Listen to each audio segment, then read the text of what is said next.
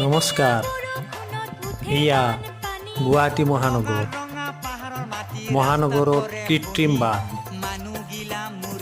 এয়া পশ্চিম বৰাগাঁও গাখীৰ চক,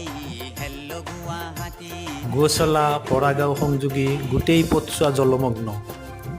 উপযুক্ত নলা নৰ্দমা নোহোৱাৰ ফল এয়া। চৰকাৰে উপযুক্ত ব্যৱস্থা লোৱাৰ লগতে আমি জনসাধাৰণেও সচেতন হ'ব লাগিব। নলা নৰ্দমা বন্ধ কৰি ঘৰ বন্ধাৰ ফল এয়া। ৰাস্তা নহয় যেন নদী। ধন্যবাদ।